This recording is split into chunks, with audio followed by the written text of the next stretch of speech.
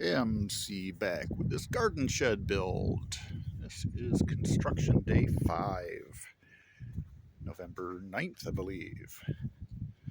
So this is the first post around the corner on the east side. It's going to be the last post we set for now until we are ready to do trusses. That way we keep this whole east end open for traffic, for getting equipment in and out. So this morning we got the south wall posts set, backfilled, compacted, plumbed up, grabbing a break for lunch, and we will get this one last post set. Then from there I can start on the purlins. So having a jib on the tractor definitely takes some of the weight out of the 6x6s. So that reduces our fatigue in the back. So I've got a stringer screwed to the bottom just at random intervals. That way I'm pre-measured all of my spacing off from the corners. So all I need to do then at that point is just put index marks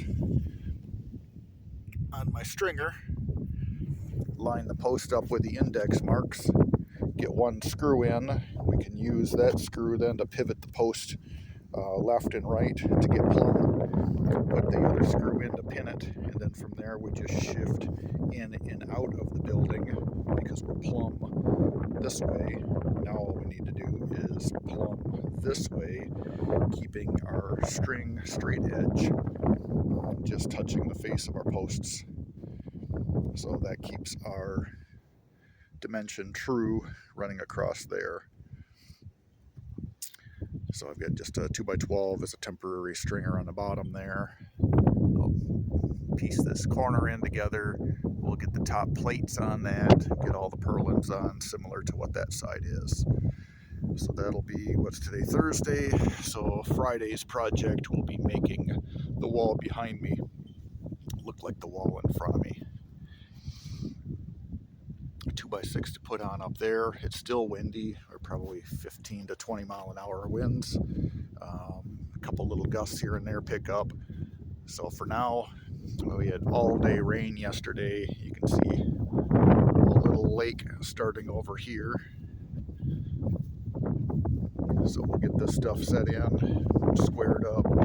Again, once I get the machine back here, we'll end up flattening this hump spot out, get that water to drain off from that part of the field. And then I can get the rest of my treated lumber along the base, get that squared in, and then I need to start working out tops for my rafters, or for my trusses. Essentially, the truss is going to sit right up tight against the stubs that stick out through. So that's our index and also a nailing point. So really not too difficult. It's just a matter of doing everything all in the correct order so you don't have to backtrack. Getting your elevations so that your highest point is over here. I've got a baseline. I set the laser transit up the other day, shot a circle all the way around my project, so I've got a level indication. My 12-foot down is going to be at that mark, and that mark is 32 inches down from my baseline string. So by the time I take my topsoil off here and I bring in sand and slag or concrete or whatever we end up doing here, then the elevation in front of here is going to be the same elevation as what my driveway is. I didn't really worry. We're far enough away from the main garage. I didn't worry about trying to set elevations the same over there. Then as far as service doors, I'll have one here in the corner where the little balloon stick is. That's actually something I use for hunter safety. We'll staple balloons to that, and then that way we can drag that out onto the range, so we can set the balloons up in advance, keep those out of the weather until the day of the hunter safety class, then set them out on the range and keep them from getting popped from winds. And then back over here in this other corner, I've got 2 4x6s planted, so I'll have another service door on this backside. Long-term plans are eventually come out this door and do a little bump out greenhouse.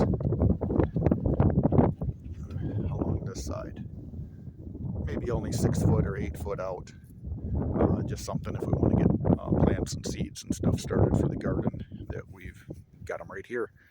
And we'll just have a access door to the greenhouse from the outside through the greenhouse, and then a door into the garage or into the storage shed. I can do a windbreak wall off from this corner, run that out to the south.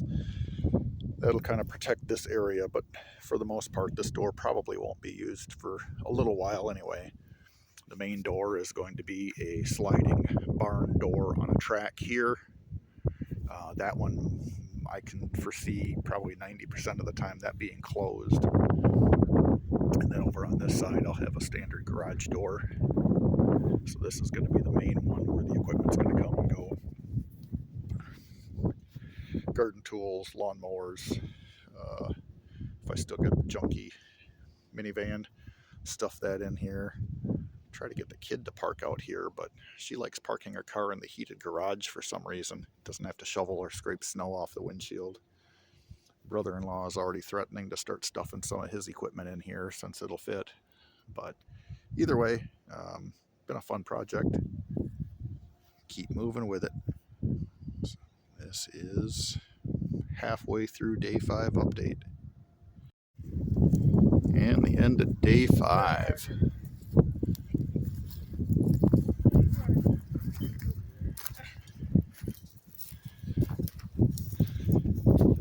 So south wall's about framed. We got to do the top plate yet. About three more boards, 4 more boards on the bottom here. We got 2 of the front middle posts landed. We really don't want to do any more because we're going to be driving big machinery in here, setting trusses later. So to avoid breaking anything, these on the corner should help tie everything together. And then since I'm 50 feet across, I need to be 49 foot 9 inches from outside of 6x6 to outside of 6x6. So when I add my extra 1.5 inches on each side, it grows 3 inches, gives me a total of 50 feet. But pretty decent progress. Another nice sunset. It's a bit of windy. It's supposed to be a little windy again tomorrow, but dry at least.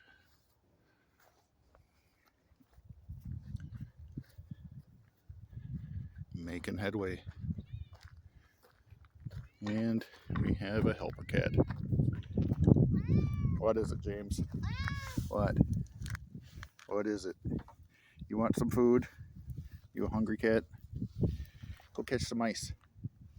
Go get some mice.